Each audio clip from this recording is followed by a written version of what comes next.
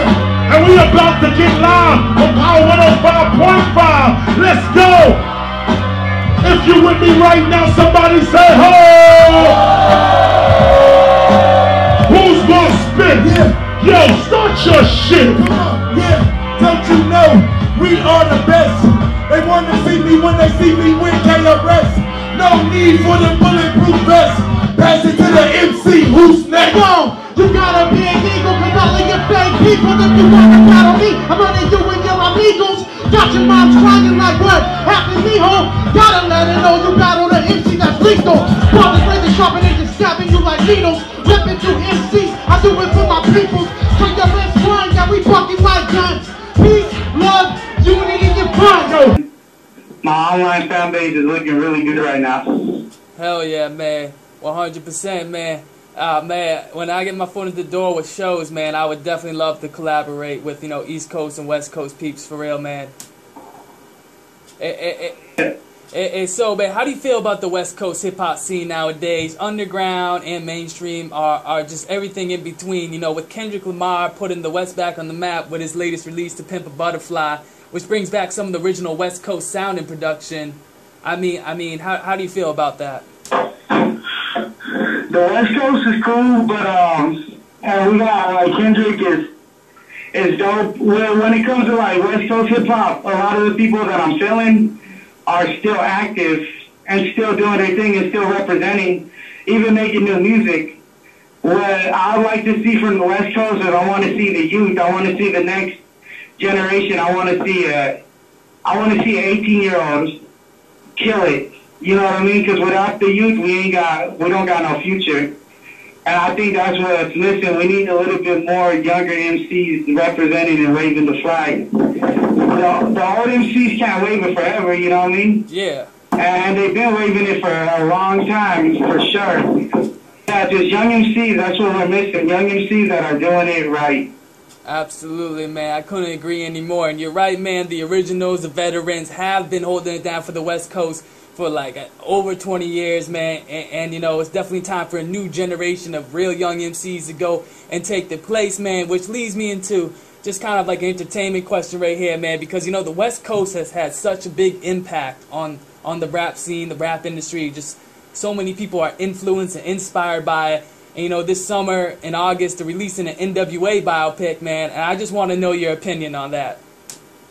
Man, I'm happy that they're doing that, because just like you said, like, they played a big, I really believe, like, N.W.A. is like the Run DMC of the West Coast. Hell yeah. And it's just good to see that they're making a movie like that, man. It's good to see that they're going to document the history, like Ice-T and N.W.A. were the people to put the West Coast on the map, period. Like, if you're trying to make music out here, you got to always pay homage to them. And it's just good to see that they're showing that history and they're showing that struggle. I think there's a lot of things in their story that was untold. We're gonna get the real story from the people, you know what I mean, and that's good to see. Hell yeah, man. You know, in my opinion, it looks like it's gonna be a great film, man. I can't wait until it comes out. Of course, I'm gonna be a fanboy, man. The day it comes out, trying to get it on the first day it's out, but we'll see, man. It's gonna be dope. So. And that's childhood stuff right there, you know what I mean? Straight up, man. And so we kind of discussed a little bit about the rap hip-hop industry nowadays. I know you don't care too much about the mainstream industry, but how about the MP3 industry? Because, man, you are a guy that still sticks to slanging the CDs out. And, you know, there's a lot of cats that they'll make CDs, but you never see them at shows handing them out and really out on the streets giving them out, man. And you, dude, in your music videos, live shows, man, you always got the CDs on Facebook. You're like, hit me up for CDs and everything, man. And so how do you feel about the MP3 industry really taking rule over music nowadays?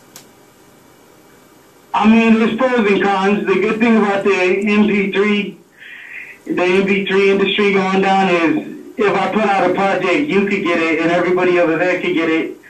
But people need to remember that hard copies, they need to always survive in this thing we call hip-hop. Me, for instance, I make them because I take pride in collecting. into touching and feeling the music and looking at the covers and the art. Hell yeah. Just have it and say, you know what, I own that. Straight up. It's not just music in the air, like I have it right here in my hand.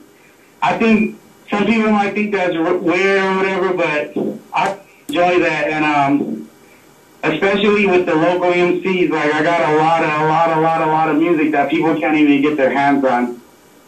Thanks to me copying hard copies, and that's the same thing with the people that dig in the crate. There's so much music out there that isn't on the internet, and that's why it's important to buy hard copies and to dig and to search for things. And when you do find it, it's like you feel like you found like a little hidden treasure piece.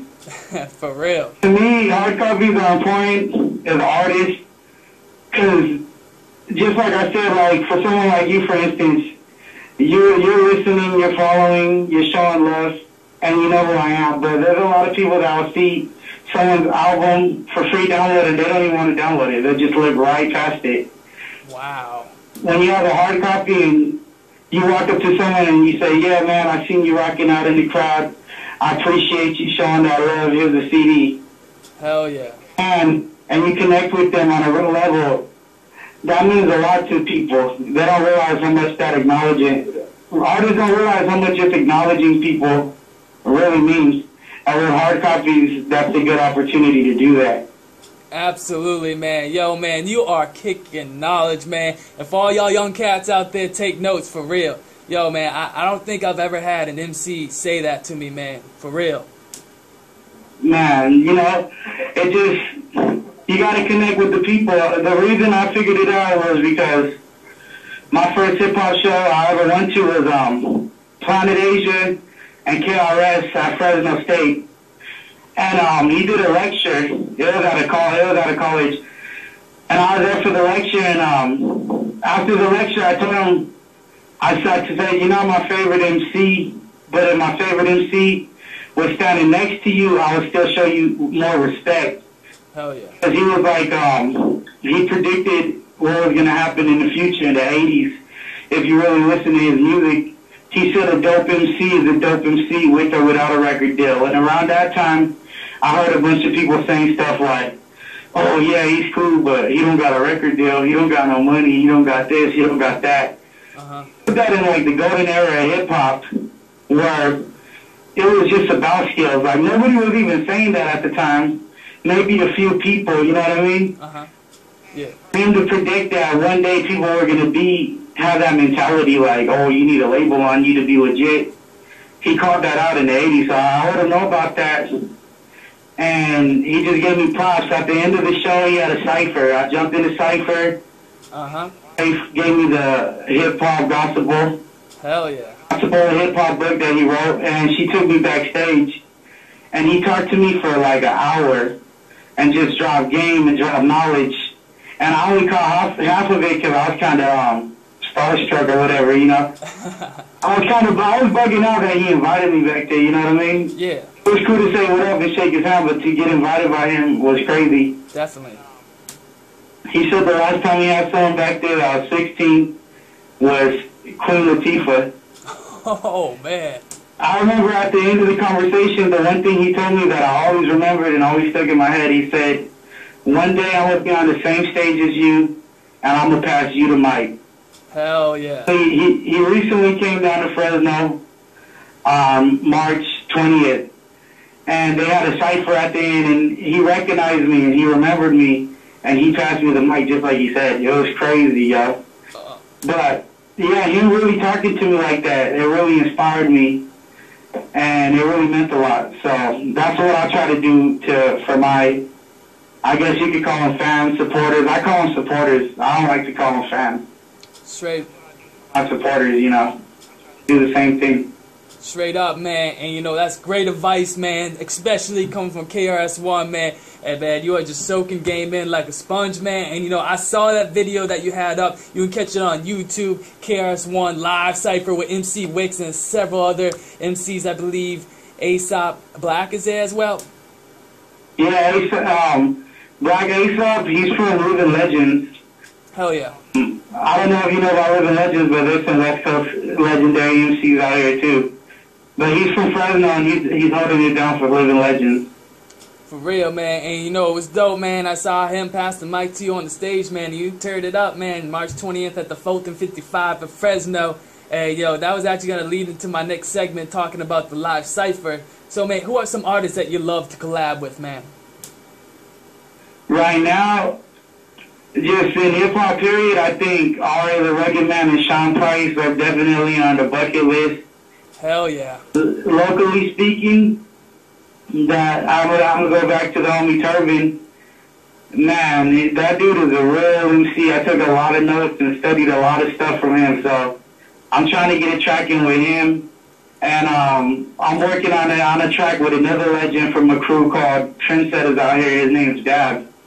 Straight up. Dingy. But that's it. All the homegirl collided stuff too. That's gonna be, that one's gonna happen. I don't know when it's gonna happen, but it is gonna happen. Planet Asia. There's a good amount of names. I like the collab. I don't like the collab with like everybody in the world, but there's definitely a good bundle that I still got on the list. For real, man. 100%, man. And man, so after you release Bump My Ish mixtape, man, do you have any idea on what your next project is going to be after that? Like, are you going to release an official album? I'm already working on another EP with K Fizzle. So that's going to be coming after. And I don't know, I have an idea, but I'm not sure. I'm still thinking about it, but I'll just put it out there to see how people react. But a lot of people, like, they want to compare me to, like, Biggie Smalls or whatever, and that was a major influence. So I was thinking about doing a whole tribute mixtape to Biggie, rhyming on his beats, you know what I mean? Hell yeah, man. That'd be dope, man. That'd be a cool take, for real. But I'm still brainstorming that. I'm still thinking about that, but I'm going to just put that out there so the people can hear, and I want to know what they think about it. Hell yeah, man. No, that would be dope, man. And so, where are some upcoming shows you got going on for the peeps that miss it? Where can they catch upcoming and previous footage of live shows, battles, and ciphers? On April 17th, I'm going to be rocking a spot in Tower District in Fresno, California. It's called Diamond Vape. And April 25th is my release party, Tioga Sequoia. And April 30th, that's in Fresno too. April 30th, I'm rocking the Next Bar, and that's in Fresno, California, on Cedar and Shells. So yeah, it's been a while since I really got to rock in my city like that. Birthday, I got 3 shows lined up in Fresno, so that's just, I'm really happy and I'm excited. A lot of people tell me, like, when I rock other places, oh man, I would go, but it's so far. But now, no one got excuses. If they ain't going there, that just means they ain't really about it.